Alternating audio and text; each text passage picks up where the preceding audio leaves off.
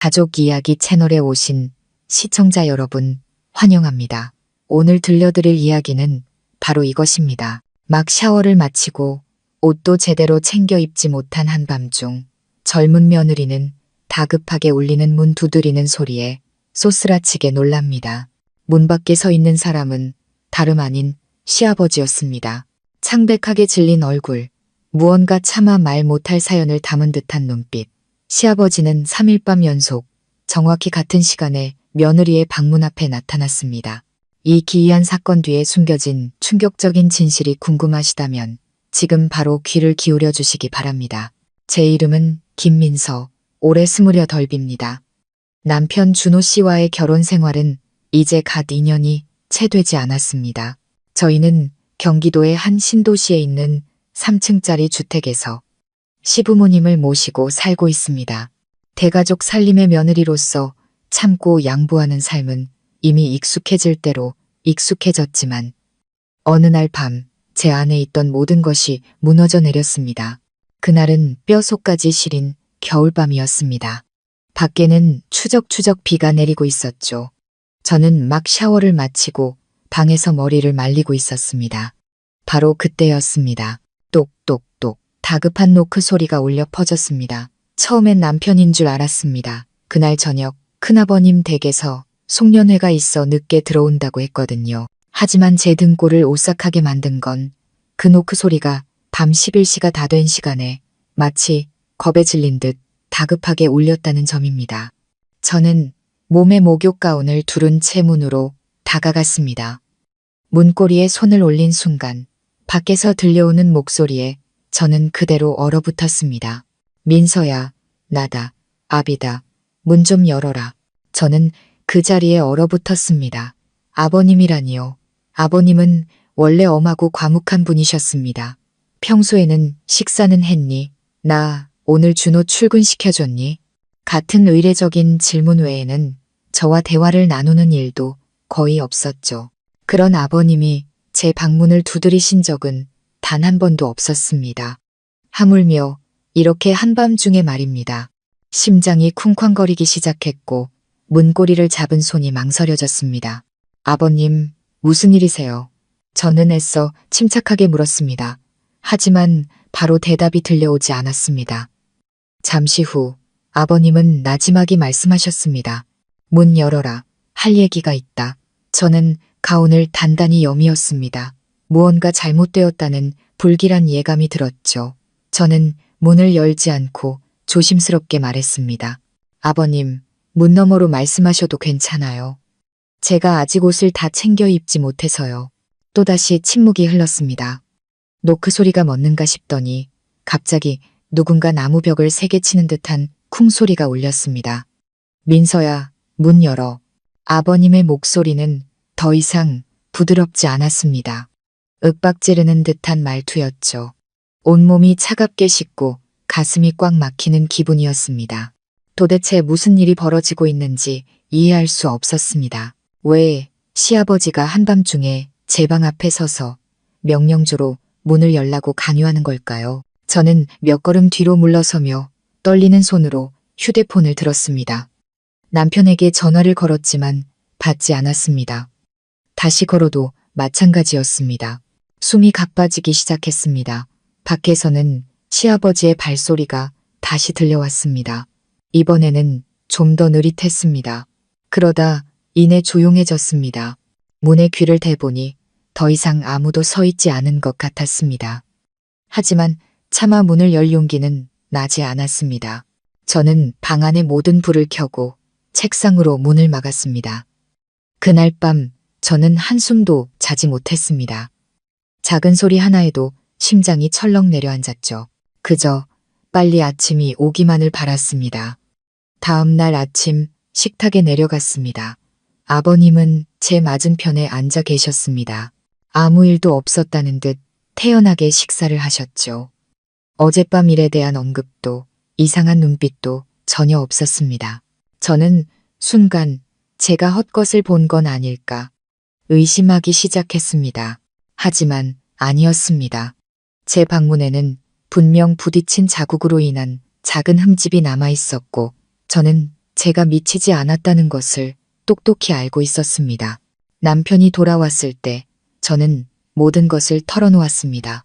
남편은 놀라는가 싶더니 이내 어색하게 웃었습니다. 아버지가 술에 많이 취하셨나 보네. 어제 큰아버지랑 술을 좀 드셨거든. 너무 마음에 담아두지 마. 하지만 제 직감은 이게 단순히 술주정이 아니라고 말하고 있었습니다.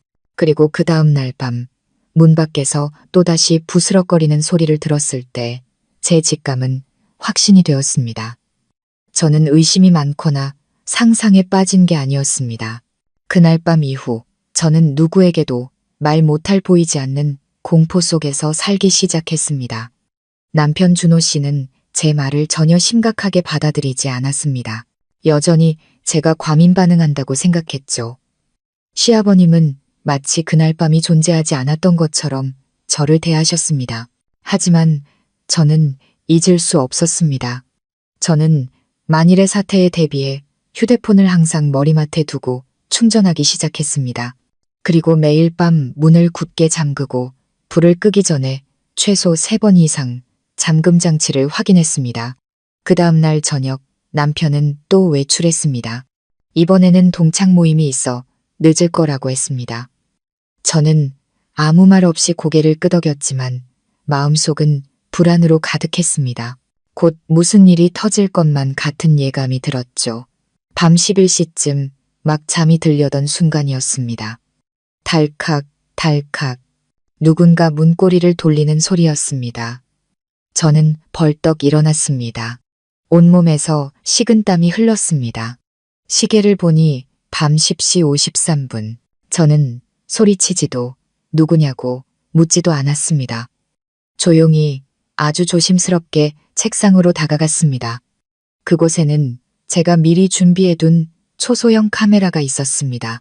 온 가족이 외출한 틈을 타 오후에 제가 직접 설치한 것이었죠. 저는 사무직이라 이런 기계를 다루는데 조금 익숙했고 10분 만에 설치를 마칠 수 있었습니다. 휴대폰으로 카메라 앱을 켰습니다. 야간이라 화면이 흐릿했지만 형체를 알아보는 데는 충분했습니다. 제 방문 앞에 우두커니 서 있는 한 남자의 그림자를 보고 저는 숨을 멈췄습니다. 다름 아닌 시아버지였습니다. 그는 여전히 문고리를 돌리며 혹시라도 문이 열릴까 기대하는 듯 했습니다. 몇 초 후 아버님은 주머니에 손을 넣어 열쇠 같은 것을 꺼냈습니다. 저는 그 자리에 못 박힌 듯 굳었습니다. 어떻게 아버님께 제 방 열쇠가 있는 걸까요? 결혼하고 이 방을 쓸 때 남편은 우리 부부만 쓰는 공간이라 아무도 열쇠가 없다고 했습니다. 이사 오기 전에 남편이 직접 자물쇠를 가는 것도 봤습니다. 그런데 왜 시아버님께 열쇠가 있는 걸까요? 저는 공포에 휩싸여 손을 벌벌 떨었습니다. 뒤로 물러서다 하마터면 휴대폰을 떨어뜨릴 뻔했습니다. 다리에 감각이 없는 것 같았고 머릿속에는 이제 어떡하지? 라는 생각만 맴돌았습니다. 저는 즉시 휴대폰으로 카메라 화면을 녹화해 증거를 남겼습니다. 그리고는 책상으로 달려가 스피커로 음악을 아주 크게 틀었습니다. 제가 깨어있다는 것을 알리려는 듯 음악 소리가 방 전체에 울려 퍼졌습니다. 약 30초 후 다시 화면을 확인했습니다. 시아버지는 사라지고 없었습니다. 어디로 가셨는지는 모르지만 제가 조심하지 않았다면 정말 끔찍한 일이 벌어졌을 거라는 확신이 들었습니다. 다음 날 아침 저는 여전히 심장이 두근거리는 채로 아침 식사를 했습니다. 몰래 아버님을 관찰했습니다. 여전히 무표정하고 근엄한 얼굴이었지만 저를 스쳐 지나가는 그의 눈빛이 평소보다 빨랐고 순간적으로 움찔하는 기색을 느꼈습니다. 저는 아무렇지 않은 척했지만 이제는 행동해야 할 때라는 것을 알았습니다. 그날 오후 집에 저 혼자 있을 때 저는 방문 자물쇠를 확인했습니다. 나사를 풀고 안을 들여다본 순간 심장이 멎는 것 같았습니다. 제 방 자물쇠는 이중 홈 구조로 자물쇠를 교체하지 않고도 보조 열쇠를 만들 수 있는 종류였습니다. 그리고 더 중요한 것은 자물쇠 가장자리에 아주 새로운 긁힌 자국이 있었다는 점입니다. 누군가 최근에 열쇠를 꽂아보거나 열려고 시도했다는 증거였죠. 저는 어찌할 바를 몰라 남편에게 전화했습니다. 남편은 또 제가 망상에 빠졌다고 말했습니다. 시어머니께 말씀드리자니 명확한 증거도 없이 오히려 저를 의심하고 몰아세울까 두려웠습니다. 저는 문 안쪽에 안전고리를 하나 더 달기로 결심했습니다. 밤에 걸어 잠그면 방 안에서만 열 수 있는 쇠로 된 고리였죠. 그리고 카메라 영상은 구글 드라이브에 백업하고 비공개로 설정해 두었습니다. 만약 제게 무슨 일이 생긴다면 누군가는 진실을 알아주길 바랐습니다. 세 번째 밤, 저는 감히 잠을 잘 수 없었습니다. 수면등을 환하게 켜고 휴대폰을 손에 꼭 쥐었습니다. 11시가 막 지났을 때 또다시 발소리가 들려왔습니다. 아주 가벼운 소리였지만 저는 단번에 아버님이라는 것을 알아차렸습니다. 카메라를 확인하니 시아버지가 또 문 앞에 서 있었습니다. 이번에는 문고리를 돌리지 않았습니다. 그저 오랫동안 거의 3분 가까이 가만히 서 있기만 했습니다. 그러다 몸을 숙여 문틈으로 안을 엿보는 것처럼 귀를 기울였습니다. 저는 휴대폰을 켜고 통화하는 척했습니다. 여보세요?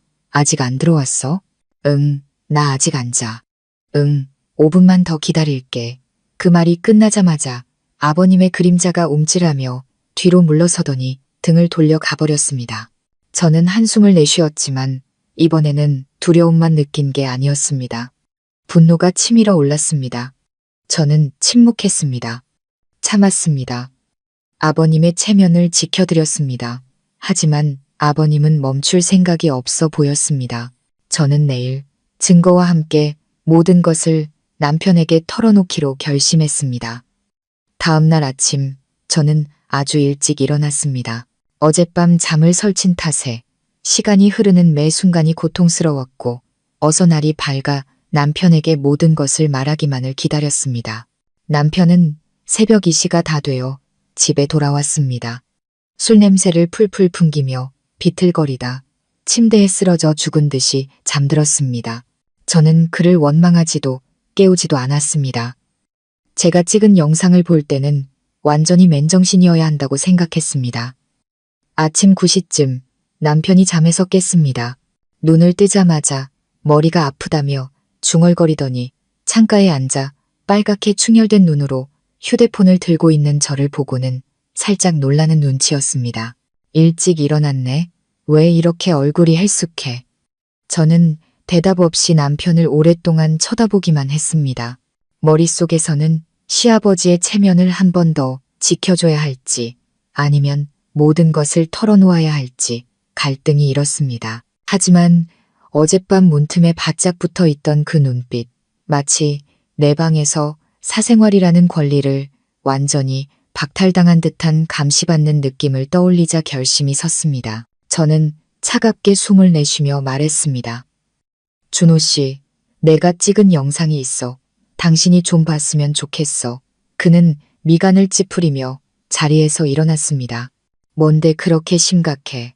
저는 영상을 틀었습니다. 손안의 휴대폰이 미세하게 떨렸습니다. 저는 시아버지가 방문 앞에 서서 열쇠를 자물쇠에 넣으려는 장면으로 화면을 넘겼습니다. 그가 문틈에 바짝 몸을 숙이고 마치 나무 판자 결을 하나하나 훑는 듯한 그 눈빛은 다시 볼 때마다 소름이 끼쳤습니다. 영상이 재생되는 동안 저는 남편에게서 눈을 떼지 않았습니다. 그의 표정은 처음에는 호기심에서 당혹감으로 그리고 마침내 공허함으로 변해갔습니다. 몇 초간의 침묵 끝에 준호 씨는 갑자기 마른 웃음을 터뜨렸습니다. 당신 누구 감시하려고 카메라 설치한 거야? 저는 어이가 없었습니다.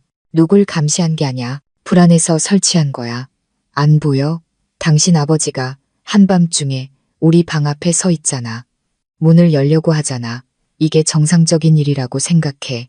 그는 팔짱을 끼며 의심 가득한 목소리로 나지막이 말했습니다. 아버지가 당신한테 뭘 시키려고 했을 수도 있잖아. 아니면 방을 착각하셨을 수도 있고. 저는 눈을 부릅떴습니다.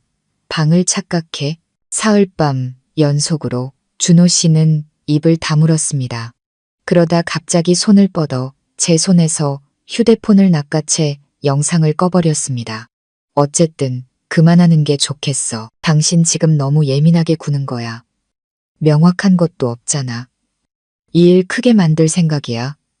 온 집안을 발칵 뒤집어 놓을 거냐고. 저는 망연자실했습니다. 그가 아버지를 편드는 것 때문이 아니었습니다.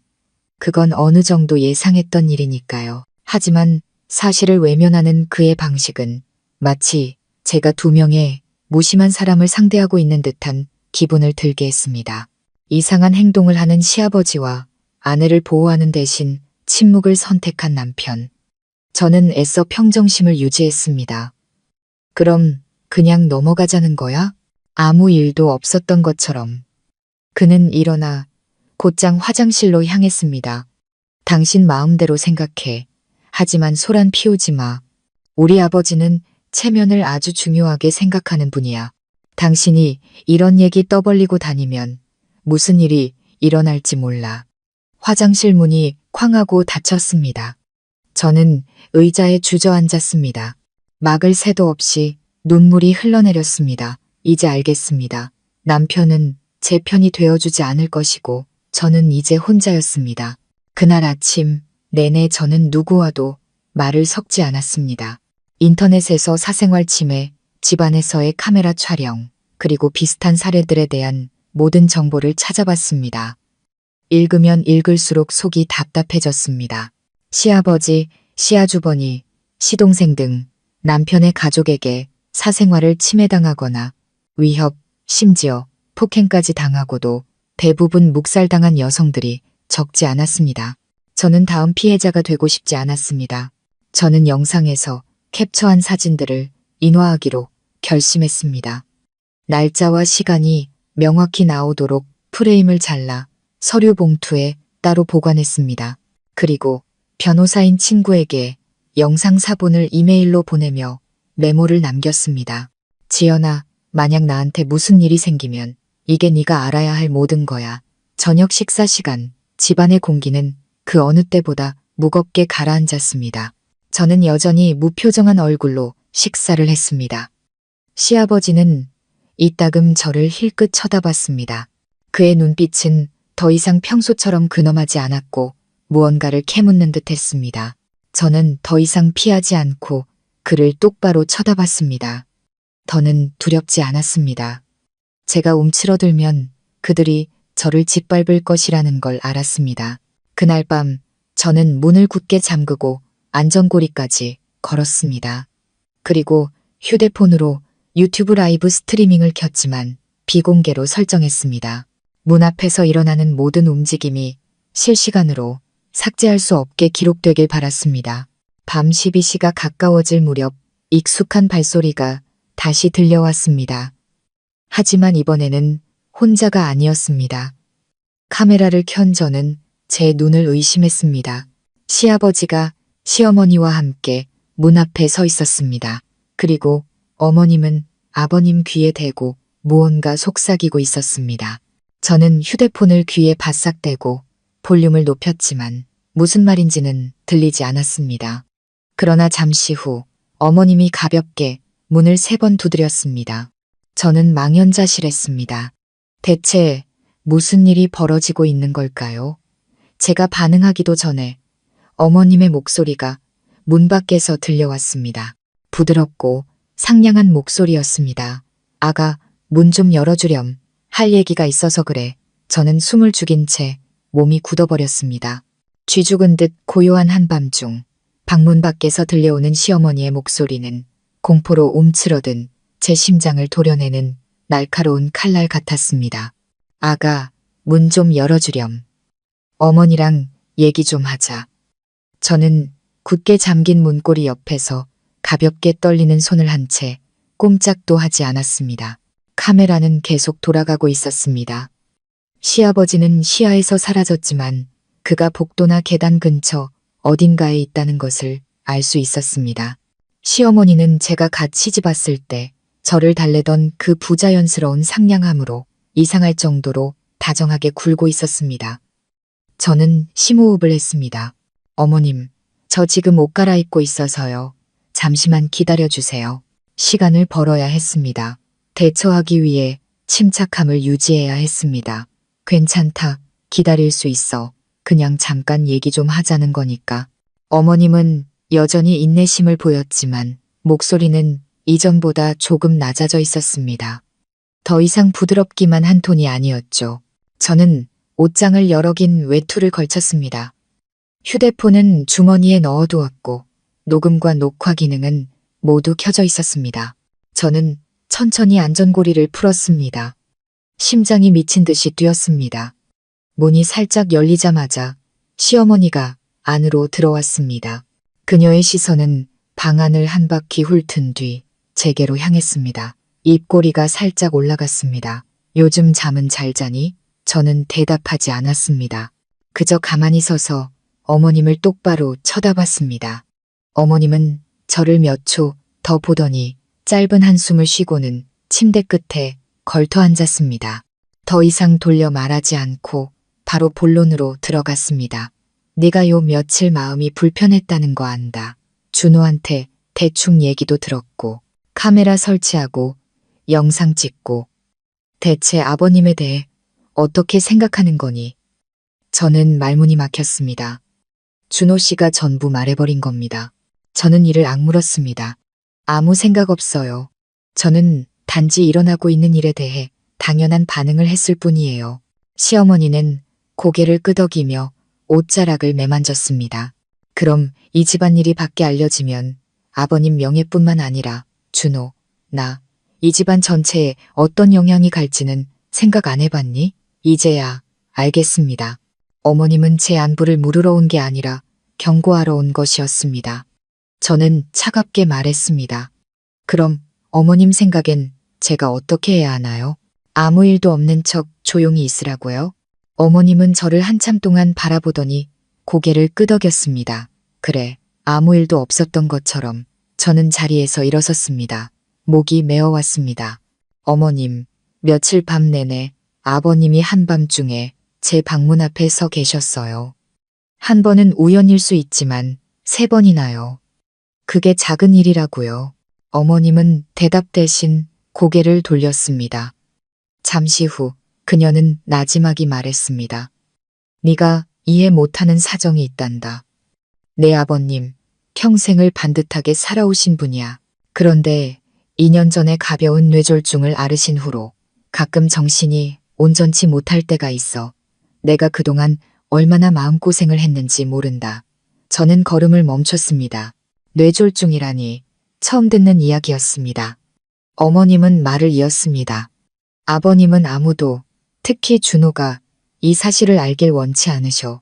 당신이 약해 보이고 자식들 앞에서 체면이 깎이는 걸 두려워하시거든. 그래서 가끔 잠결에 몽유병처럼 돌아다니시거나 한밤중에 깨서 여기가 어딘지 헷갈려 하시기도 해. 아마 너를 나나 아니면 예전에 간병해주던 간호사로 착각하셨을 수도 있어. 노인네들 정신이 그렇잖니. 이해하지. 저는 믿고 싶었습니다. 정말로 믿고 싶었습니다. 하지만 그 눈빛들, 문틈으로 저를 엿보던 그 방식은 기억이 흐릿한 사람의 몽롱한 눈빛이 아니었습니다. 명백한 의도를 가진 또렷한 시선이었습니다. 저는 단호하게 말했습니다. 아버님께서 정말 편찮으시다면 더더욱 확실히 말씀해 주셨어야죠. 그래야 제가 어떻게 대처할지 알 거 아니에요. 그런 이유로 이런 비정상적인 행동을 그냥 넘어가게 할 수는 없어요. 시어머니는 저를 뚫어지게 쳐다봤습니다. 그녀의 눈에 차가운 빛이 스쳤습니다. 아가, 솔직히 말할게. 네가 이 일을 계속 고집한다면 이 가족 전체를 파국으로 몰고 가는 거야. 준호도 널 용서하지 않을 거고 우리도 널 예전처럼 보지 않을 거다. 그리고 네가 이 집에서 계속 살 수 있을지 없을지 나도 장담 못해. 저는 마치 뺨을 한 대 맞은 기분이었습니다. 노골적인 협박이었습니다. 저는 어머님 맞은편에 앉아 또박또박 말했습니다. 어머님 용서 필요 없어요. 누구든 저를 예전처럼 보지 않아도 상관없어요. 하지만 제게는 안전이 필요해요. 이 집이 그걸 보장해주지 못한다면 저는 제 발로 나갈 방법을 찾을 거예요. 시어머니는 핸드백 끈을 꽉 쥐었습니다. 얼굴이 어둡게 변했습니다. 이것만 명심해라. 가정 없는 여자는 껍데기일 뿐이야. 시댁을 잃으면 너한테는 아무것도 남지 않아. 저는 희미하게 웃었습니다.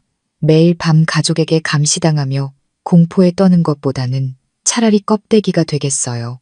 어머님은 벌떡 일어섰습니다. 얼굴이 흑빛이 됐습니다. 분명히 말했다. 이건 집안일이야. 만약 밖에다 떠들기만 해봐. 날 원망하지 마라. 저는 일어서서 제 주머니를 가리켰습니다. 어머님, 제가 지금 녹음하고 있다는 건 잊으셨나 봐요. 어머님은 순간 얼어붙었습니다. 1초, 2초가 흐른 뒤 그녀는 아무 말 없이 휙 돌아섰습니다. 제 등 뒤로 방문이 세차게 닫혔고 저는 텅 빈 방 안에 홀로 남겨졌습니다. 심장은 미친 듯이 뛰고 눈은 따갑게 아려웠습니다. 바로 다음 날 아침 저는 일찍 일어나 짐을 쌌습니다. 친구 지연이에게 전화해서 데리러 와달라고 부탁했습니다. 더 이상 그 집에 머물 수 없었습니다. 제가 방에서 나왔을 때 시아버지는 거실에서 차를 마시고 있었습니다. 그는 저를 보았지만 그의 눈에는 일말의 부끄러움도 없이 그저 무서울 정도로 공허함만 가득했습니다. 시어머니는 보이지 않았습니다. 제가 떠나겠다고 말했을 때 남편 준호 씨는 딱 한마디만 했습니다. 마음대로 해. 당신 하고 싶은 대로 해. 저는 뒤도 돌아보지 않고 그 집을 나섰습니다. 저는 어느 일요일 아침 그 집을 떠났습니다. 하늘은 제 마음처럼 무겁고 흐렸습니다. 캐리어를 끌고 배낭을 맨 채 저는 단 한 번도 뒤돌아보지 않았습니다. 그곳은 제가 한때 시댁이라 불렀던 곳, 아이를 낳고 가정을 꾸리며 평생 안주할 곳이라 생각했던 곳이었습니다. 하지만 단 3일 밤의 공포를 겪은 후 저는 깨달았습니다. 만약 계속 머무른다면 저는 제 자신을 잃게 될 거라고. 지연이는 골목 어귀에서 저를 기다리고 있었습니다. 저를 보자마자 아무것도 묻지 않고 그저 제 손을 꽉 잡아주었습니다. 그리고 트렁크를 열어 제 짐을 실어주었습니다. 가자. 일단 우리 집에 며칠 있다가 다음에 어떻게 할지 생각하자. 저는 입술을 깨물며 고개를 저었습니다. 아니, 나 엄마 집에 갈래. 우리 엄마. 지현이는 놀랐습니다. 정말이야. 어머님께는 말씀드렸어? 아니, 하지만 언젠가는 아셔야 할 일이야. 저희 어머니는 외곽의 작은 단층집에서 혼자 사십니다. 아버지가 일찍 돌아가시고 홀로 저를 힘들게 키워 대학까지 보내셨죠. 제가 결혼한 후로 어머니는 항상 시집가면 조금 참고 살아라. 시댁에서 버릇없다고 생각하게 만들지 말고라고 당부하셨습니다. 그래서 저는 오늘까지 일어난 모든 일을 어머니께 숨겨왔습니다. 제가 창백한 얼굴과 퀭한 눈으로 캐리어를 끌고 집 앞에 섰을 때 어머니는 묻지 않아도 이미 아시는 듯 했습니다. 제가 큰 상처를 입었다는 것을요. 무슨 일이니? 준호 서방이 무슨 짓이라도 했어. 아니면 시댁에 무슨 일 있니? 저는 엄마를 껴안고 어린아이처럼 울음을 터뜨렸습니다. 그날 오후 내내 저는 한밤중에 노크 소리부터 문틈으로 본 시아버지의 눈빛, 카메라 영상, 시어머니와의 대화, 그리고 준호 씨의 무서운 침묵까지 모든 것을 털어놓았습니다. 어머니는 제 이야기를 들으며 얼굴이 점점 창백해졌고 손을 부들부들 떨었습니다. 세상에, 왜 엄마한테 진작 말하지 않았니? 왜 혼자서 그렇게 끙끙 앓았어? 저는 그저 고개를 저을 뿐이었습니다. 때로는 숨기고 싶어서가 아니라 어떻게 말해야 남들이 믿어줄지 몰라서 숨기게 되는 법이니까요. 어머니는 제 손을 꽉 잡았습니다. 걱정 마라. 여기서 지내. 넌 혼자가 아니야. 이 집은 내 집이다. 누가 너한테 손끝 하나라도 대면 이 엄마가 가만 안 둬. 며칠 만에 처음으로 저는 안도감을 느꼈습니다. 그날 밤 저는 깊은 잠에 빠졌고 악몽에서 벗어났다고 생각했습니다. 하지만 아니었습니다. 악몽은 이제 막 시작되고 있었습니다. 새벽 2시쯤 제 휴대폰이 울렸습니다. 저는 비몽사몽간에 잠에서 깼습니다. 화면에는 355로 시작하는 낯선 번호가 떠 있었습니다. 잠시 망설이다 전화를 받았습니다. 여보세요. 아무도 대답하지 않았습니다. 그저 소름 끼치도록 느리고 규칙적인 숨소리만 길게 이어졌습니다. 누구세요? 여전히 침묵. 전화를 끊으려던 순간 갑자기 한마디가 들려왔습니다. 아주 작았지만 한 글자 한 글자 똑똑히 들렸습니다. 도망치면 끝날 줄 알았어, 이년아. 저는 그대로 얼어붙었습니다. 낮고 단호하며 증오에 가득 찬 남자의 목소리였습니다. 누구냐고요? 대답 대신 낄낄거리는 웃음소리가 들려왔습니다. 마치 분노를 억누르는 듯한 메마른 웃음소리였습니다. 그리고 전화는 끊겼습니다. 저는 온몸을 사시나무 떨듯 떨었습니다. 방금 싹 텄던 안전함은 산산조각 나버렸습니다. 저는 즉시 그 번호를 다시 확인했지만 아무 정보도 저장되어 있지 않았습니다. 아는 번호도 아니었고 카카오톡 계정이나 신원을 추적할 만한 어떤 단서도 없었습니다. 다시 걸어보니 연결이 되지 않아 라는 안내만 나왔습니다. 저는 더 이상 잠을 이룰 수 없었습니다. 휴대폰 화면에 눈을 고정한 채 밖에서 들려오는 모든 소리에 귀를 기울였습니다. 다음 날 아침 어머니께 어젯밤 일을 말씀드렸습니다. 어머니는 얼굴이 하얗게 질렸습니다. 틀림없이 내 시댁 식구들일 거야. 얘야, 그냥 경찰에 신고하는 게 어떠니? 저는 고개를 저었습니다. 증거도 없고 직접적인 협박도 아니었습니다. 그리고 시댁 전체와 법적으로 맞설 용기도 아직은 없었습니다. 저는 그저 다시 카메라를 확인하고 모든 계정의 비밀번호를 바꾸고 녹화 및 녹음 파일을 다시 한번 백업할 뿐이었습니다. 만약 무슨 일이 생긴다면 모든 것을 지연이에게 맡겨 처리해달라고 할 생각이었습니다. 하지만 사건은 여기서 끝나지 않았습니다. 그날 오후 제가 부엌에서 과일을 깎고 있을 때 문 두드리는 소리가 들렸습니다. 어머니가 나가셨습니다. 누구세요? 하는 어머니의 목소리가 어렴풋이 들리더니 이내 조용해졌습니다. 제가 달려나가 보니 저는 그 자리에 얼어붙고 말았습니다. 남편 준호 씨가 대문 바로 앞에 서 있었습니다. 구겨진 셔츠, 잠을 못 자 퀭한 눈, 손에는 서류 봉투와 과일 바구니를 들고 있었습니다. 당신 데리러 왔어. 저는 터져나오려는 감정을 억누르며 손을 꽉 쥐었습니다. 데리러 와. 당신이? 미안해. 당신 화난 거 알아. 내가 당신을 믿지 않았던 거 잘못했어. 하지만 이제는 알아. 어머니도 아버지를 감쌌다는 거 인정하셨어. 어머니도 오랫동안 압박을 받으셨대. 일이 이렇게까지 심각한 줄은 몰랐어. 저는 그를 쳐다봤습니다. 한때는 익숙했던 얼굴이 이제는 너무나 낯설게 느껴졌습니다. 그렇게 말하면 끝이야. 자물쇠도 바꾸고 분가도 할게. 내가 당신을 지켜주겠다고 약속할게. 이번 한 번만 날 믿어주면 안 될까? 저는 어머니를 쳐다봤습니다. 어머니는 팽팽한 활시위처럼 굳은 얼굴로 서 계셨습니다. 저는 다시 준호 씨를 보며 말했습니다. 날 믿게 하고 싶으면 말보다 더 많은 걸 해야 해. 당신 부모님과 맞설 용기는 있어? 준호 씨는 바로 대답하지 못했습니다. 1초, 2초, 3초가 흘렀습니다. 그리고 그는 조용히 고개를 숙였습니다. 시간이 필요해. 저는 그가 이해되면서도 이미 답을 알 것 같았습니다. 그럼 돌아가. 당신이 정말 내 편에 설 용기가 생겼을 때 그때 다시 와. 그게 아니면 여기서 끝내자. 준호 씨는 그 자리에 얼어붙은 듯 서 있었습니다. 잠시 후 그는 아무 말 없이 돌아섰습니다. 저는 대문을 닫았습니다. 가슴이 찢어질 듯 아팠지만 이번에는 눈물 한 방울 흘리지 않았습니다. 남편을 만난 지 사흘 후 저는 거의 집 밖으로 나가지 않았습니다. 그 며칠 동안 집을 청소하고 어머니를 돌보고 온라인으로 일을 하며 그리고 무엇보다 기다렸습니다. 준호 씨가 돌아오기를 기다린 게 아니었습니다.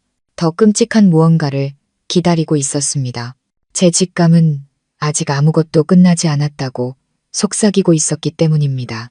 그리고 제 예감은 맞았습니다. 그날 점심 제가 방에서 옷을 개고 있을 때 대문 밖에서 어머니가 크게 부르셨습니다. 민서야, 택배 왔는데 뭐 시킨 거 있니? 저는 깜짝 놀랐습니다. 아니요, 엄마, 저 아무것도 안 시켰어요.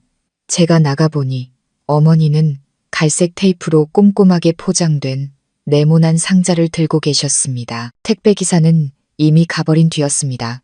상자 위에는 김민서님께 직접 전달이라고만 적혀 있었습니다.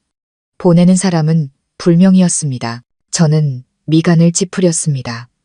전화번호도 보내는 사람 주소도 없었습니다. 어머니는 걱정스럽게 말씀하셨습니다. 열지 않는 게 좋겠다. 불길한 물건일지도 몰라. 저는 몇 초간 망설였지만 결국 열어보기로 했습니다. 커터칼을 들고 조심스럽게 상자를 열었습니다. 상자는 두꺼운 테이프와 단단한 골판지로 아주 꼼꼼하게 포장되어 있어 더욱 불안한 마음이 들었습니다. 마침내 상자를 열었습니다. 안에는 사진 한 뭉치와 검은색 USB가 들어있었습니다. 저는 사진 뭉치를 먼저 꺼냈습니다. 첫 번째 사진을 보는 순간 온몸이 마비되는 것 같았습니다. 제가 샤워하는 사진이었습니다. 틀림없었습니다. 길고 젖은 머리카락, 몸에 두른 목욕 타월, 시댁의 옅은 녹색 타일이 깔린 익숙한 욕실, 모든 것이 조작일 리 없었습니다. 두 번째 장을 넘겼습니다. 제가 욕실에서 나와 수건으로 머리를 말리는 사진이었습니다. 세 번째 장은 제가 옷도 입지 않은 채 거울을 보고 있는 모습이었습니다. 저는 숨이 멎었고 손이 부들부들 떨렸습니다. 모든 사진은 아주 높은 곳에서 몰래 찍은 것이 분명했습니다. 숨겨진 카메라였습니다. 어머니는 그 사진들을 보고 경악하셨습니다. 세상에, 민서야, 이게 다 뭐니? 저는 대답할 수 없었습니다. 그저 사진 뭉치를 끌어안고 방으로 달려가 문을 잠갔습니다. 잠시 후 저는 겨우 마음을 진정시키고 USB를 노트북에 꽂았습니다. 안에는 5분 남짓한 길이의 동영상이 있었습니다. 영상을 재생했습니다. 제가 침실에서 옷을 갈아입는 장면이었습니다. 카메라는 천장 구석, 보통 사람은 절대 신경 쓰지 않을 위치에 설치되어 있었습니다. 화각이 아주 넓어서 침대, 옷장, 방문 전체가 선명하게 보였습니다. 녹화 시간은 남편이 며칠 집을 비웠던 기간과 일치했습니다. 신혼 초였습니다.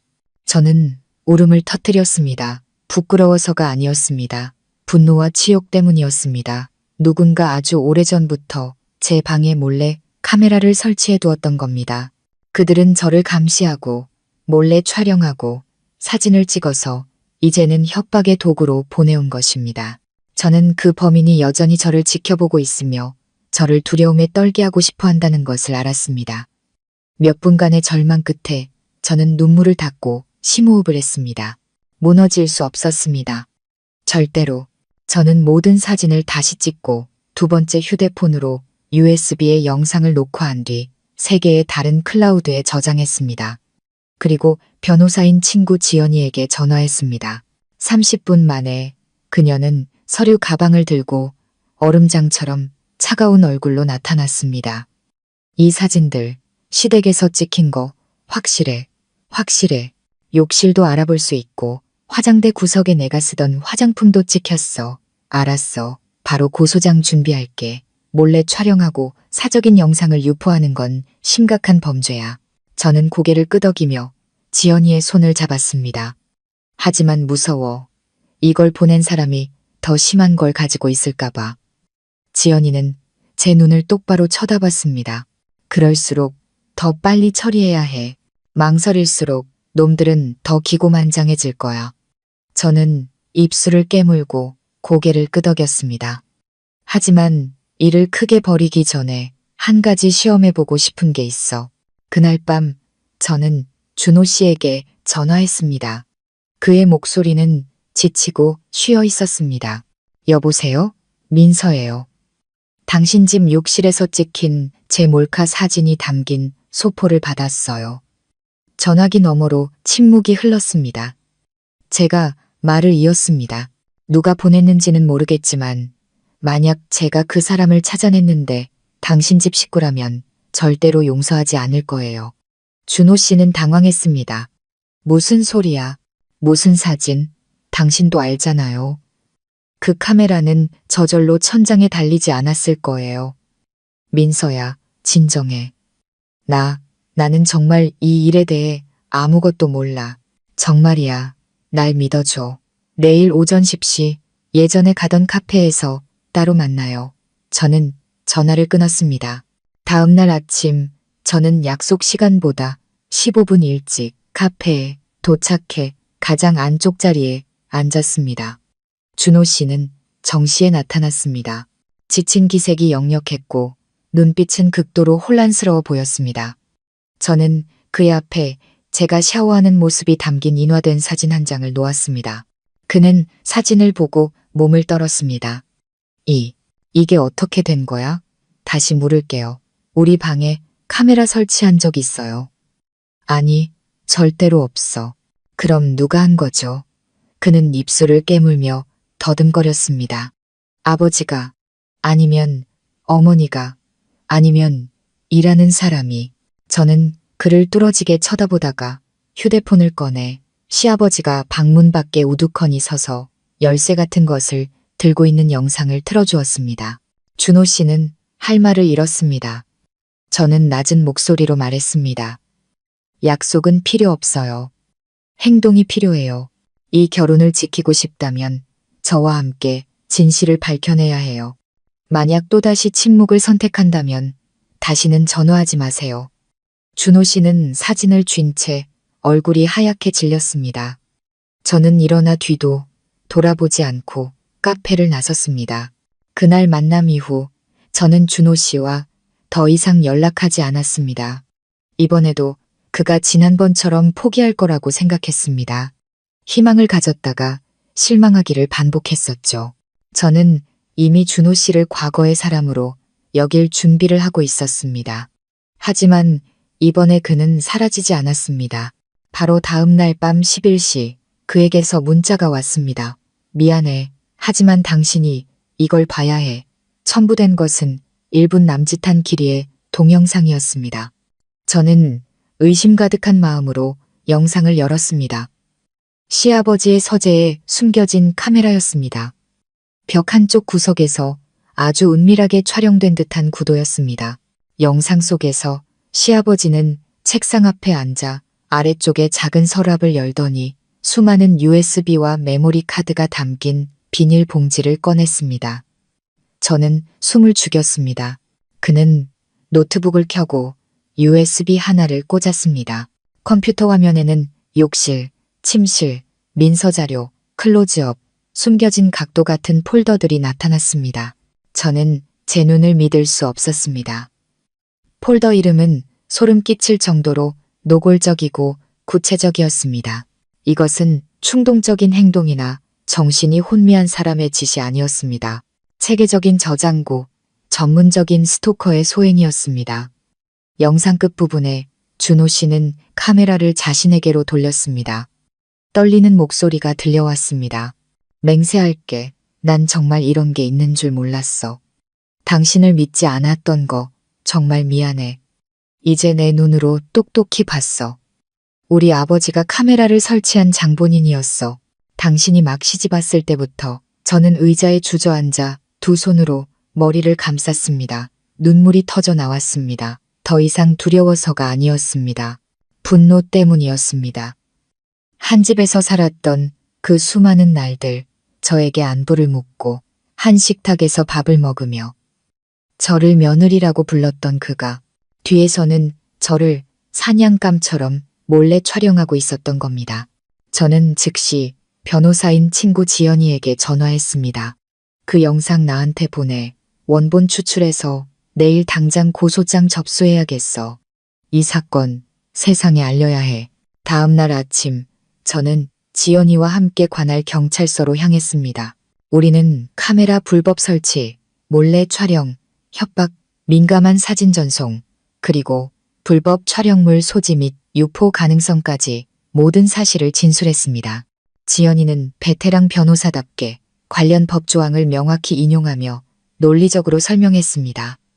정보통신망법, 성폭력처벌법 등 이것은 더 이상 민사적인 침해가 아니라 사생활 침해와 불법 촬영물 유포에 해당하는 명백한 범죄였습니다.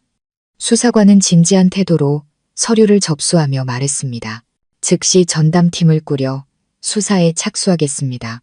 신고 내용이 사실이라면 엄중하게 처벌될 것입니다. 저는 고개를 끄덕였습니다. 마음은 여전히 무거웠지만 적어도 이제는 혼자가 아니었습니다. 일주일 후 저는 경찰로부터 전화를 받았습니다. 이 씨의 방에서 압수한 장비들과 이준호 씨가 제공한 USB를 분석했습니다. 확인 결과 가족 내 여성 구성원들을 몰래 촬영한 영상이 60여 개 발견되었으며 특히 신고인에게 집중되어 있었습니다. 저는 망연자실했습니다. 그중 일부는 해외 불법 사이트에 업로드된 흔적도 있습니다. 다행히 널리 퍼지지는 않았습니다. 심장이 나락으로 떨어지는 기분이었습니다. 그럼 그 사람은 어떻게 처벌받나요? 현재 긴급 체포하여 구속 수사 중입니다. 수사 결과 혐의가 충분히 입증되면 성폭력처벌법 위반 혐의로 기소될 것이며 징역형에 처해질 수 있습니다. 저는 조용히 앉아 있었습니다. 마침내 정의가 목소리를 내기 시작한 것입니다. 그날 저녁 준호 씨가 저를 찾아왔습니다. 그는 대문 앞에 서서 아무 말 없이 그저 깊이 고개를 숙였습니다. 당신에게 용서를 구하지 않을게. 그냥 내가 틀렸었다고 말하고 싶어. 내가 당신을 지켜주지 못했고 이 결혼도 지키지 못했어. 저는 그를 바라봤습니다. 여전히 제 남편이었던 사람이지만 이제 우리 사이에는 아무것도 남아있지 않았습니다. 돌아가지 않을 거예요. 원망해서가 아니라 제가 다른 삶을 선택했기 때문이에요. 준호 씨는 목이 메인 듯 말했습니다. 이해해. 그저 당신이 평안하게 살기를 바랄 뿐이야. 그리고 나중에 혹시라도 내가 필요한 일이 생기면 말만 해. 바로 달려올게. 저는 미소 지으며 말했습니다. 고마워요. 다시는 누구도 저 같은 일을 겪지 않도록 당신이 변하는 것만으로 충분해요. 2달 후 저는 강릉으로 이사했습니다. 안개가 자욱하고 조용하며 상처를 치유하기에 충분히 평화로운 도시였습니다. 새로운 일을 구하고 계곡이 내려다 보이는 작은 방을 얻었습니다. 부유하거나 화려하지는 않지만 자유로운 삶이었습니다. 저는 제 자신을 다시 사랑하는 법을 배웠고 제가 안전하고 존중받을 가치가 있는 사람이라는 것을 믿게 되었습니다. 그리고 매일 밤 바람이 창틈으로 스며들 때면 하늘을 보며 조용히 속삭였습니다. 어둠 속에서 걸어 나올 용기를 내준 나 자신에게 고맙다고. 저는 폭풍우를 지나왔다고 생각했습니다. 결국 저는 그 집을 떠났고 신뢰가 사라진 결혼 생활을 끝냈으며 가족의 기둥처럼 보였지만 위선적인 가면 뒤에 숨어 살던 시아버지의 실체를 폭로했습니다. 저는 이슬비가 내리고 소나무가 속삭이며 제가 숨 쉴 수 있는 충분한 공간이 있는 도시 강릉을 선택했습니다. 처음부터 다시 시작하기 위해서요. 제가 얻은 방은 작은 언덕 위에 있었고 하얀 벽과 파란 창문 그리고 앞으로는 안개 자욱한 계곡이 펼쳐져 있었습니다. 저는 프리랜서로 일하며 몇몇 온라인 잡지와 여성 심리학 채널에 글을 기고했습니다. 매일 아침 창가에 앉아 커피를 마시며 한자 한자 글자를 써내려가는 것은 제 자신을 치유하는 과정이었습니다. 저는 평화를 찾았다고 생각했습니다. 어느 날 밤 낯선 메시지가 도착하기 전까지는요. 새벽이시였습니다. 저는 밖에서 추적추적 내리는 비 때문에 잠 못 이루고 영화를 보고 있었습니다. 휴대폰이 울리며 업무용으로는 전혀 사용하지 않는 텔레그램 앱에서 낯선 계정으로부터 메시지가 왔다는 알림이 떴습니다. 메시지는 단 3단어였습니다. 오랜만이네, 민서 씨. 저는 순간 등골이 오싹해졌습니다. 익숙하면서도 모호한 느낌이었죠. 보낸 사람의 정보를 확인했지만 프로필 사진도 이름도 없이 단 하나의 기호만 있었습니다. 이어서 2번째 메시지가 도착했습니다. 여전히 아름답네. 하지만 잊지 마. 영원히 안전한 비밀은 없어. 저는 벌떡 일어나 불을 켰습니다. 2손이 떨리고 공포로 얼굴이 화끈거렸으며 가슴이 조여왔습니다. 누구세요? 라고 답장을 보냈지만 답은 없었습니다. 대신 구글 드라이브 링크가 하나 전송되었습니다. 망설여졌지만 알아야 한다는 본능이 저를 움직였습니다. 저는 보조 휴대폰으로 가짜 지메일 계정에 로그인하고 링크를 복사해 시크릿 모드로 열었습니다. 몇 초간의 로딩 후 영상이 하나 나타났습니다. 화면은 흐릿했습니다. 영상 속 배경은 제가 지금 있는 강릉의 원룸이었습니다. 명백했습니다. 커튼부터 화장대, 작은 소파까지 모두 제가 사용하고 있는 물건들이었죠. 더 끔찍한 것은 영상 속에서 제가 상의를 탈의한 채 옷을 갈아입고 있었다는 점입니다. 카메라는 책장 위 천장 구석에서 촬영되고 있었습니다. 저는 의자에 주저앉았습니다. 등줄기에 식은땀이 흘렀습니다. 말도 안 돼. 이사 왔다고. 이사 올 때 구석구석 다 확인했다고. 어떻게 아직도 누군가 카메라를 설치할 수 있었던 거지? 저는 그 밤에 즉시 방을 샅샅이 뒤졌습니다. 모든 서랍, 문틈, 전등을 열어보았습니다. 마침내 침대 옆 스탠드 조명갓 안 깊숙한 곳에서 아주 작은 카메라를 발견했습니다. 저는 돌처럼 굳어버렸습니다. 완전히 새로운 곳에서도 저는 여전히 감시당하고 있었던 겁니다. 저는 칩을 꺼내 배터리를 분리하고 바닥에 세게 내던졌습니다. 심장은 미친 듯이 뛰고 머리는 윙윙 울렸습니다. 울음도 나오지 않았습니다. 뼈 속까지 파고드는 분노만이 느껴졌습니다. 다음 날 아침 저는 급히 서울로 돌아가 지연이를 만났습니다. 새로운 영상, 강릉에서 찍힌 거 확실해? 확실해. 지금 내 방이야. 카메라도 찾았어. 지연이는 제 손을 꽉 잡았습니다. 그녀의 얼굴은 차갑게 굳어 있었습니다. 제2의 인물이 있는 것 같아. 그 변태 늙은이 혼자 한 짓이 아니야. 저는 멍해졌습니다. 그게 무슨 말이야? 처음부터 공범이 있었거나 아니면 심지어 지난번 소포를 보낸 장본인이 따로 있었을 가능성을 의심하고 있어. 저는 몸을 떨었습니다. 제가 겪었던 모든 일이 거대한 감시망의 일부에 불과했다는 말인가. 그 카메라랑 영상들이 필요해.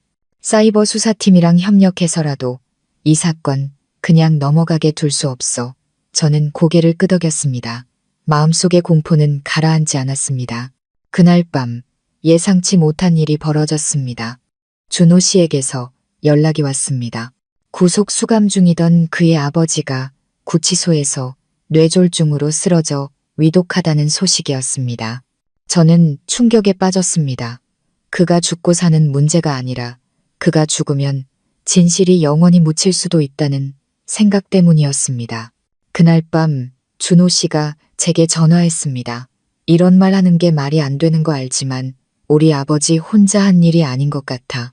누군가 아버지를 도구로 이용했고 이제 그들이 입을 막으려는 거야. 저는 그 말을 듣고 등골이 서늘해졌습니다. 누구요? 확신할 수는 없지만 당신이 기억해야 할 이름이 하나 있어. 태식이라고 내 사촌 동생인데 예전에 우리 집에서 전기 기술자로 일했었어. 우리가 막 결혼했을 때 걔가 당신 방 근처에서 어슬렁거리는 걸 본 적이 있어. 저는 침묵에 잠겼습니다.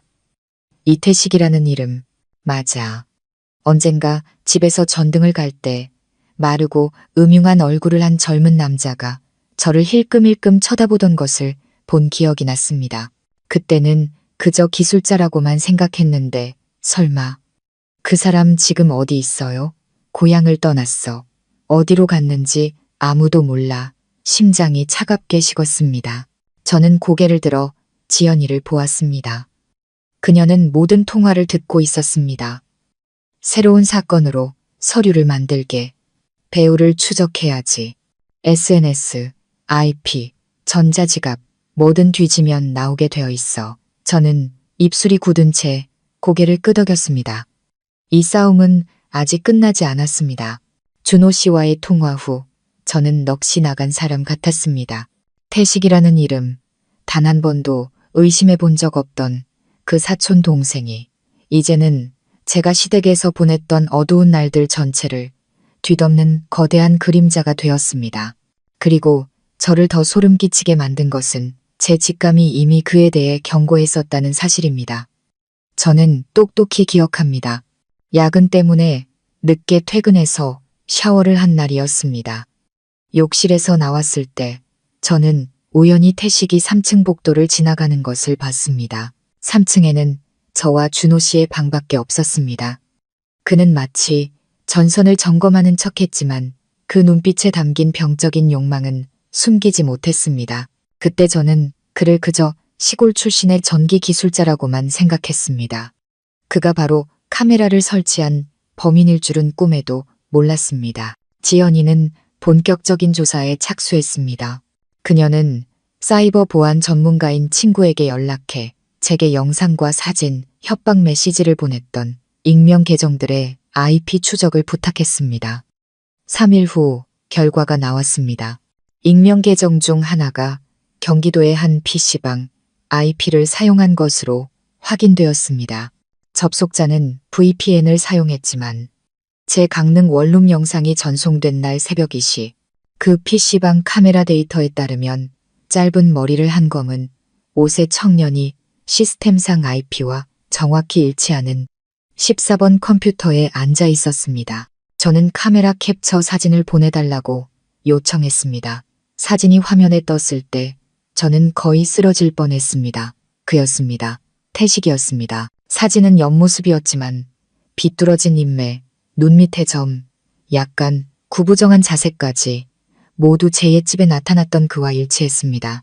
저를 형수님이라 부르고 아침마다 인사를 건네고 제 방에 전등을 갈아주었던 그 태식. 그가 바로 저를 몰래 촬영하고 민감한 사진을 유포하며 시아버지의 변태적인 행각을 도운 공범이었던 겁니다. 피가 거꾸로 솟았습니다. 용서할 수 없었습니다. 무슨 수를 써서라도 그를 빗독으로 끌어내야 했습니다. 바로 그날 오후 지연이는 저를 대신해 영상, 사진, PC방 정보, 대조 사진, 그리고 텔레그램 협박 메시지 등 모든 증거를 첨부하여 형사 고소장을 제출했습니다. 제가 거주하는 관할 경찰서는 서류를 접수하고 이 사건이 조직적이고 체계적인 범죄의 정황이 있어 형사과와 공조할 것이라고 통보했습니다. 조직이라는 단어를 듣고 저는 몸서리를 쳤습니다. 설마 피해자가 저 혼자가 아니란 말인가? 이틀 후 경찰은 1995년생 경기도 거주 전반 타이 이태식에 대한 수배령을 내렸다고 알려왔습니다. 그는 한 달여 전 거주지를 떠나 가족과의 연락을 끊었고 행방이 묘연한 상태였습니다. 더 무서운 것은 수사 과정에서 제 방에서 촬영된 영상을 다운로드한 일부 해외 계정이 발견되었고 그중 몇몇은 사적인 영상을 거래하는 정황이 포착되었다는 사실이었습니다. 저는 그 말을 듣고 어지러웠습니다. 단순한 몰카나 협박이 아니라 저를 상품처럼 팔아넘기고 있었던 겁니다. 그날 밤 저는 잠을 이루지 못했습니다. 원룸 창가에 웅크리고 앉아 반짝이는 강릉의 야경을 내려다보았습니다. 저는 평화를 찾아 도망치기 위해 이곳을 선택했습니다. 하지만 이제 알겠습니다. 악인이 여전히 저 밖에 활보하는 한 우리는 결코 도망칠 수 없다는 것을. 저는 휴대폰을 들고 엄마에게 전화했습니다. 카메라부터 소포, 그리고 태식이라는 이름까지 모든 것을 처음으로 털어놓았습니다. 엄마는 침묵했습니다. 그리고 우셨습니다. 딸이 가엾어서, 화가 나서, 그리고 딸의 인격이 짓밟힌 것에 대한 고통 때문에 우셨습니다. 엄마는 눈물 속에서 말씀하셨습니다. 딸아, 무서워하지 마. 엄마가 있고 법이 있어. 끝까지 가보자. 저는 눈물이 흘러내렸지만 고개를 끄덕였습니다. 2주 후 진전이 있었습니다. 경찰은 경기도의 한 원룸 주인이 태식을 본 적이 있다는 제보를 받았습니다. 그는 가짜 신분증으로 방을 얻어 조용히 지냈지만 한 번은 프런트에서 USB를 떨어뜨렸다고 합니다. 주인이 호기심에 열어본 USB 안에는 여성들의 사적인 공간을 몰래 촬영한 수십 개의 영상이 들어 있었습니다. 주인은 즉시 경찰에 신고했습니다. 저는 이 소식을 듣고 손발이 차갑게 식었습니다. 저뿐만이 아니었습니다. 태식은 연쇄적인 병적 범죄자였습니다. 그날 밤 저는 일기를 썼습니다. 저는 스스로를 불행하다고 생각했습니다. 하지만 이제는 압니다. 저는 진실을 발견했고 살아남았기에 운이 좋은 것이라고. 저밖에 많은 여성들은 자신이 피해자라는 사실조차 모르고 있을지도 모릅니다. 저는 멈추지 않을 겁니다. 다음 날 아침 저는 수사관으로부터 전화를 받았습니다. 이태식을 검거했습니다. 외곽의 한 원룸에서 메모리 카드와 USB를 소각하려던 중 발견했습니다. 그는 모든 범행을 자백했으며 당신의 시아버지가 모든 것을 알고 있었고 심지어 촬영 장비 설치를 도와달라고 요청했다고 진술했습니다. 저는 바닥에 주저앉았습니다. 마침내 진상이 밝혀진 것입니다. 저는 울지 않았습니다. 그저 해방감을 느꼈을 뿐입니다. 수사기관의 전화를 받은 후 저는 바로 지연이와 함께 경찰서로 향했습니다. 다리가 후들거렸지만 마음속에서는 불길이 치솟았습니다. 어떤 이야기를 듣게 될지는 몰랐지만 저는 반드시 마주해야 한다고 확신했습니다. 신문하기 위해서가 아니라 이 모든 것을 끝내기 위해서였습니다. 제가 민원실로 들어서자 수사관이 저를 옆에 있는 밀실로 안내했습니다. 방음벽, 켜져 있는 녹화 장비, 그들은 저를 일방향 거울 뒤에 앉게 했습니다. 거울 너머는 태식이 신문 받고 있는 조사실이었습니다. 저는 제 눈을 믿을 수 없었습니다. 그는 바싹 마르고 머리는 덥수룩했으며 눈은 충혈되고 퀭했습니다. 하지만 그런 초라한 모습 속에서도 그가 카메라를 쳐다보는 눈빛은 소름 끼치도록 차가웠습니다. 수사관이 물었습니다. 언제부터 몰래 촬영하기 시작했습니까? 태식은 가볍게 웃으며 날카로운 목소리로 답했습니다. 한 1년 전쯤요. 형수님이 막 3층 방에서 살기 시작했을 때 저는 주먹을 꽉 쥐었습니다. 왜 그녀를 선택했죠? 깨끗하고 상냥하고 부드러웠으니까요. 남자들을 미치게 만들지만 감히 건드릴 수 없는 그런 타입, 참을 수가 없었어요. 저만의 방식으로 그 느낌을 소유하고 싶었습니다. 수사관이 목소리를 높였습니다. 누가 카메라를 설치하라고 제안했습니까? 태식은 비웃었습니다. 아무도 제안 안 했어요. 제가 생각해냈죠. 하지만 준호 형 아버지는 알고 있었어요. 막지도 않았고 심지어 호기심을 보였죠. 방 안은 숨막히는 침묵에 휩싸였습니다. 그가 말했습니다. 조심해라. 며느리가 알게 하지 마라. 하지만 찍히면 나도 한번 보고 싶구나. 저는 망연자실했습니다. 그의 한마디 한마디가 심장을 파고드는 칼날 같았습니다. 수사관은 계속했습니다. 그 영상들을 팔았습니까? 네. 해외 몇몇 커뮤니티에서요. 처음엔 그냥 재미로 올렸는데 전자지갑으로 돈을 보내주는 사람이 생기더라고요. 돈벌이가 쉬운 것 같아서 계속했죠. 피해자가 몇 명입니까? 기억 안 나요. 형수님 말고도 원룸 세입자 아줌마들이나 공장 근처에 사는 애들도 있었고 한 번은 여자 미용실 화장실에 설치해 본 적도 있어요. 기록을 하던 경찰관이 고개를 들었습니다. 얼굴이 창백해져 있었습니다. 저는 더 이상 가만히 앉아 있을 수 없었습니다. 벌떡 일어나 거울을 손으로 쳤습니다. 저놈 만나게 해주세요. 저 병든 인간의 얼굴을 똑바로 보고 싶어요. 한 수사관이 방으로 들어와 심각한 눈빛으로 저를 보았습니다. 김민서 씨, 대질신문을 원하신다면 허락해드리겠습니다. 하지만 평정심을 유지하고 마음의 준비를 하셔야 합니다. 저는 망설임 없이 고개를 끄덕였습니다. 대질실은 싸늘했습니다.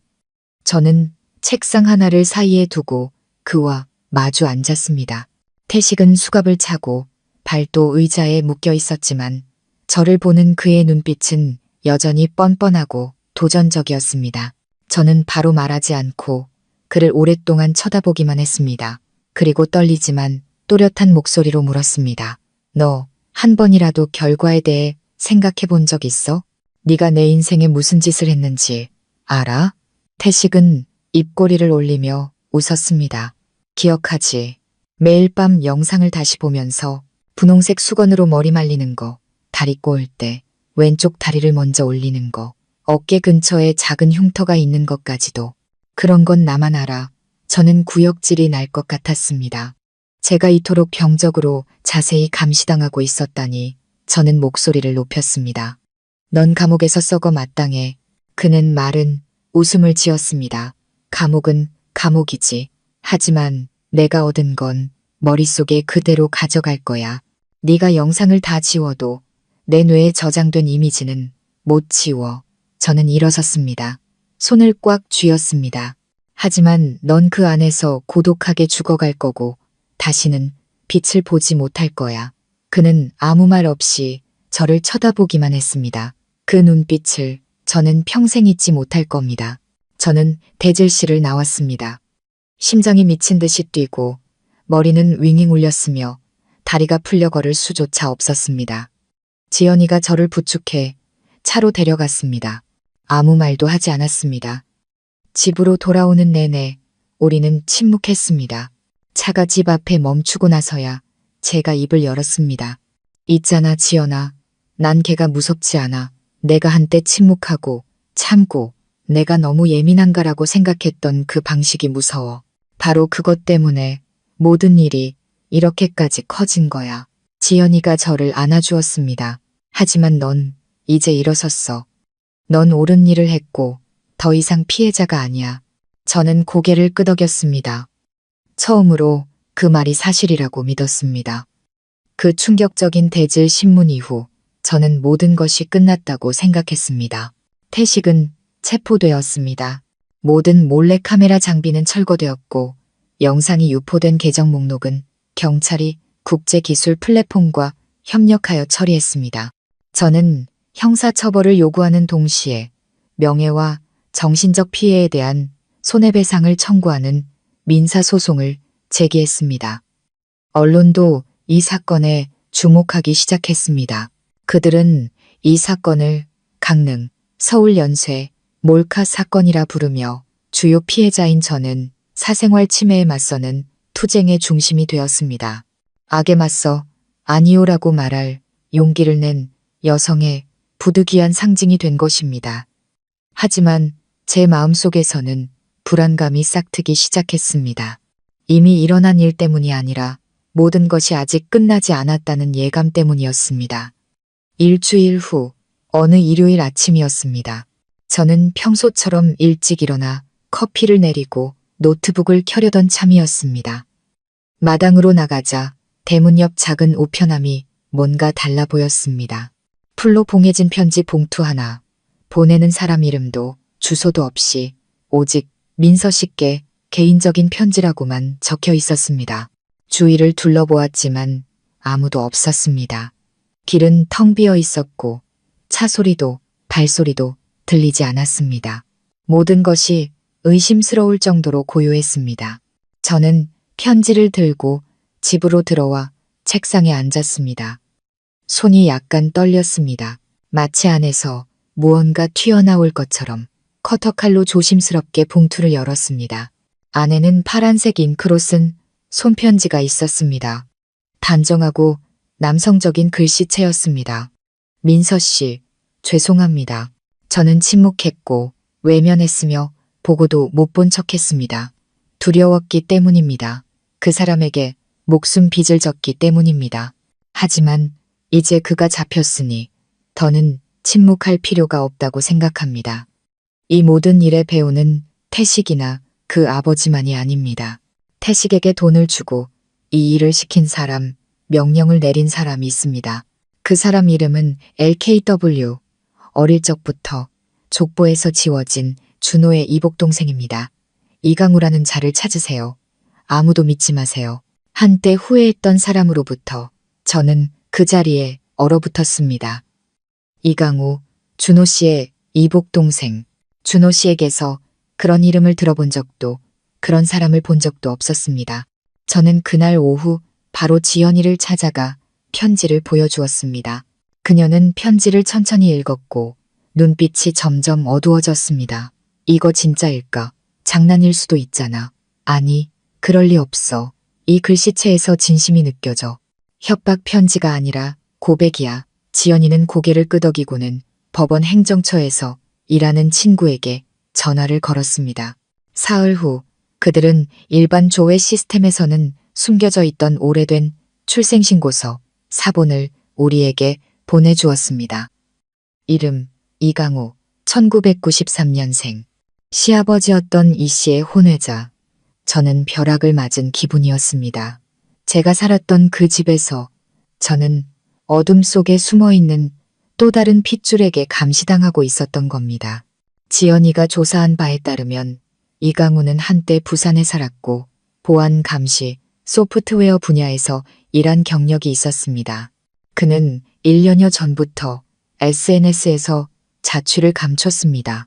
하지만 가장 주목할 만한 점은 그가 전 여자친구를 몰래 촬영하고 금품을 갈취하려다 고소당했지만 피해자가 고소를 취하하면서 사건이 종결되었다는 사실이었습니다. 소름 끼쳐. 전문적인 놈이야. 지연이가 한숨을 쉬었습니다. 태식은 하수인에 불과해. 기기를 설치하고 유포하는 정도지. 하지만 기술에 능통하고 네트워크를 이해하며 심지어 IP를 숨기고 텔레그램과 드라이브를 사용하는 건 강우야. 그가 아직도 날 감시하고 있을까? 확신할 수는 없어. 하지만 아직 모습을 드러내지 않았다는 건 다른 공격을 준비하고 있거나 네가 방심하기를 기다리고 있다는 뜻일 수도 있어. 저는 머리를 감쌌습니다. 몇 번이나 벗어났다고 생각했지만 제가 한 번도 만난 적 없는 진짜 배우가 이 모든 범죄의 핵심골이었던 겁니다. 그리고 가장 끔찍한 사실은 제 전남편인 준호 씨조차 자신에게 이복동생이 있다는 사실을 모르고 있을 수 있다는 점이었습니다.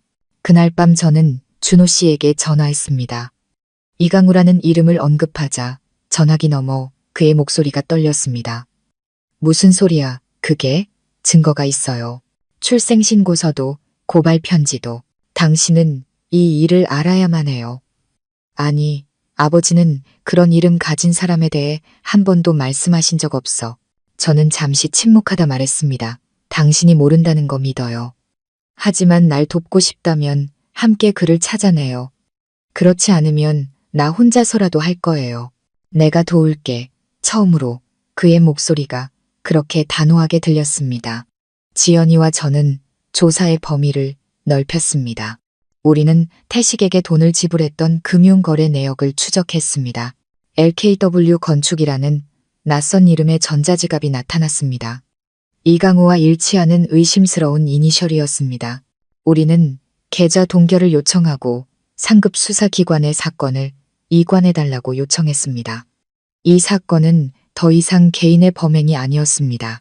가족, 조력자, 심지어 이시성을 가진 숨겨진 인물까지 결탁된 정교한 몰래카메라 시스템이었습니다. 저는 제 손의 칼날이 어둠의 마지막 껍질에 닿았다는 것을 알았습니다. 그리고 이번에는 물러설 수 없었습니다. 익명의 편지를 받은 지 나흘 후 저는 계속해서 수동적으로 단서를 따라 배우를 추적하며 살아가게 될 거라고 생각했습니다. 하지만 그가 먼저 저를 찾아올 줄은 몰랐습니다. 그날 오후 강릉에는 비가 그치지 않았습니다. 제가 단골 카페에 앉아 있을 때 한 직원이 다가와 제 앞에 따뜻한 코코아 한 잔을 내려놓았습니다. 저는 미간을 찌푸렸습니다. 저 이거 안 시켰는데요. 8번 테이블 손님께서 보내셨어요. 오랜 친구분이라고 하시던데요. 고개를 돌려보니 창가 구석진 자리에 검은 코트를 입은 한 남자가 혼자 앉아 있었습니다. 그는 아무 감정 없이 눈도 깜빡이지 않고 저를 쳐다보고 있었습니다. 저는 마른 침을 삼켰습니다. 가슴이 돌덩이처럼 무거워졌습니다. 저도 모르게 주먹을 꽉 쥐었습니다. 저는 휴대폰을 꺼내 지현이에게 급히 문자를 보냈습니다. 그놈이 나타났어. 안개 카페 8번 테이블. 연락 대기해. 그리고 자리에서 일어나 그에게로 걸어갔습니다. 그는 저를 보고 미소 지었습니다. 바람처럼 희미한 미소였습니다. 민서 씨. 사진보다 실물이 더 예쁘네. 저는 대답 없이 자리에 앉았습니다. 그를 뚫어지게 쳐다봤습니다. 높은 광대, 각진 턱, 칼날처럼 날카로운 눈빛, 옅은 회색 눈동자.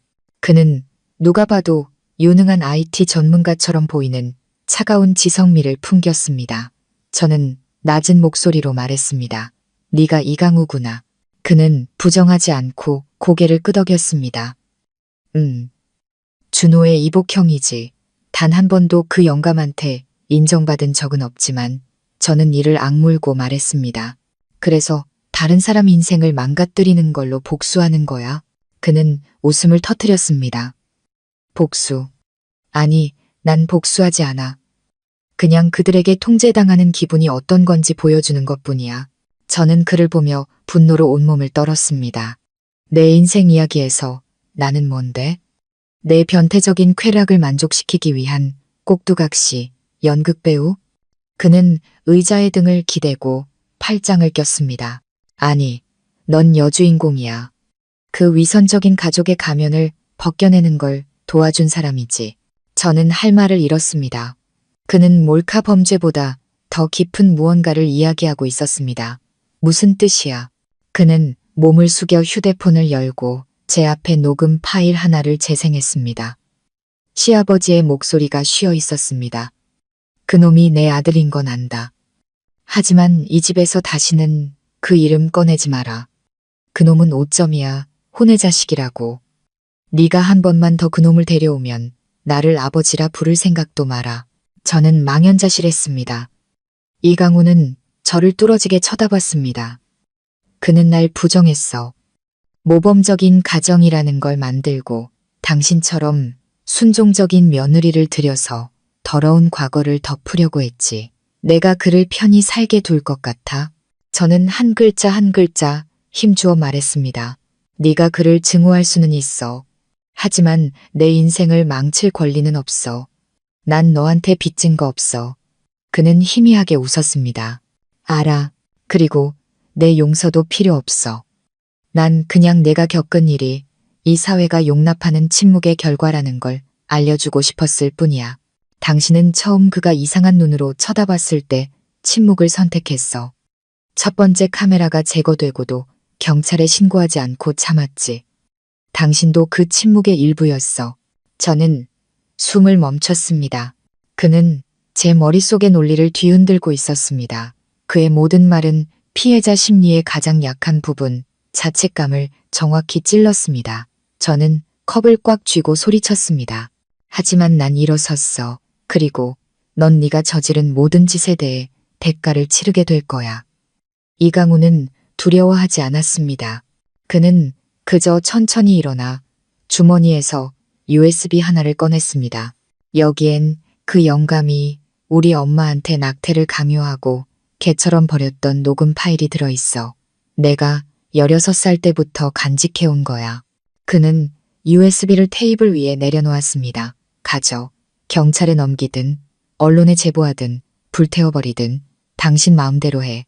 하지만 결정하기 전에 이것만 기억해. 진실은 절대 한 가지 면만 있는 게 아니야. 그리고 그는 등을 돌려 걸어갔습니다. 저는 그 자리에 미동도 없이 앉아 있었습니다. 그날 밤 저는 USB를 열었습니다. 그 녹음 파일 외에도 시아버지가 한 중년 남성으로부터 돈을 받으며 메모리 카드와 신혼 첫날 밤 영상에 대해 무언가 거래하는 모습이 담긴 영상 파일이 하나 더 있었습니다. 저는 울음을 터뜨렸습니다. 더 이상 공포가 아니었습니다. 겹겹이 쌓인 역겨운 진실 아래에 파묻힌 듯한 기분이었습니다. 그 가족, 제가 한때 보금자리라고 믿었던 그곳은 사실 피와 거짓으로 가득 찬 무대였습니다. 저는 모든 자료를 지연이에게 보냈습니다. 그녀는 그날 밤 바로 경찰에 연락했습니다. 다음 날 아침 준호 씨가 제게 전화했습니다. 그의 목소리는 넋이 나간 사람 같았습니다. 그 사람 만났구나. 네, 그리고 모든 걸 알게 됐어요. 그는 침묵하다가 목이 메인 듯 말했습니다. 있잖아, 내가 어렸을 때 아버지가 정원 뒤에서 젊은 여자의 사진을 들고 아주 슬픈 표정으로 서 있는 걸 본 적이 있어. 누구냐고 물었다가 뺨을 맞았지. 이제야 알겠어. 그게 이강우 씨 어머니였어. 저는 아무 말도 하지 않았습니다. 그저 마음속에 또 다른 어둠이 피어오르는 것을 느꼈을 뿐입니다. 이강우가 체포된 지 한 달 후 사건의 모든 서류는 검찰로 송치되었습니다. 태식과 이강우는 사생활 침해, 불법 촬영물 유포, 금품 갈취, 그리고 조직적인 여성 몰카, 범죄 등 여러 심각한 혐의로 기소되었습니다. 시아버지 역시 뇌졸중 치료 후 범행 지시 및 공모 혐의로 추가 기소되었습니다.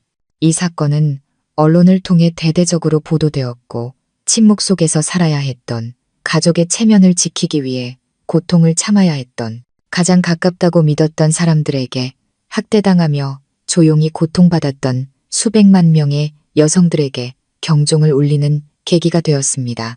저는 제 자신의 명예뿐만 아니라 저와 같은 상황에 처한 다른 여성들을 위해 목소리를 내기로 했습니다.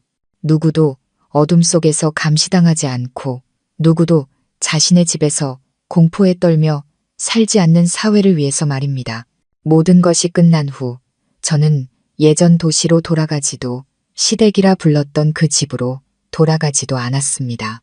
저는 강릉에 남아 작은 북카페를 열고 여러 여성 사생활 보호단체와 협력하고 있습니다. 제 삶은 이제 완벽하지 않지만 저는 제가 진짜 삶을 살고 있고 숨쉬고 있으며 나 자신으로 그리고 안전하게 살고 있다는 것을 압니다. 오늘 이야기는 단순히 한 가정의 비극이 아니라 우리가 불에, 특히 여성의 사생활을 은밀하게 침해하는 행위에 직면했을 때 얼마나 깨어있고 용감하며 목소리를 내야 하는지에 대한 경종을 울립니다. 삶에는 사소해 보이지만 우리의 인격과 신뢰를 서서히 파괴하는 것들이 있습니다. 침묵은 때로 나약함이지만 때로는 가족이 가장 안전한 곳이라는 믿음에서 비롯되기도 합니다. 하지만 안타깝게도 바로 그 믿음 때문에 많은 사람들, 특히 여성들이 평생의 상처를 안고 살아가게 됩니다. 이 이야기에서 얻을 수 있는 교훈은 무엇일까요? 바로 깨어있는 삶을 살아야 한다는 것입니다. 무언가 잘못되었다고 느낄 때 자신의 직감을 믿으십시오. 자녀들, 특히 딸들에게는 상대가 누구든 어떤 위치에 있든 자신을 침해하는 행위에 대해서는 아니오라고 말할 수 있도록 가르쳐야 합니다. 오늘 이야기가 여러분에게 깊은 생각이나 감동을 주었다면 가족 이야기 채널을 구독해 주시고 영상에 좋아요를 눌러 저희 제작진을 응원해 주십시오. 그리고 아래 댓글로 여러분의 생각이나 느낌 혹은 개인적인 이야기를 공유해 주세요. 어쩌면 여러분의 나눔이 어둠 속에서 방황하는 다른 누군가에게 길을 비추는 등불이 될지도 모릅니다. 저희 채널과 항상 함께 해주시는 시청자 여러분께 감사드립니다. 부디 건강하고 평안하시고 언제나 즐겁고 굳건하게 진정한 자신으로 살아가시기를 바랍니다.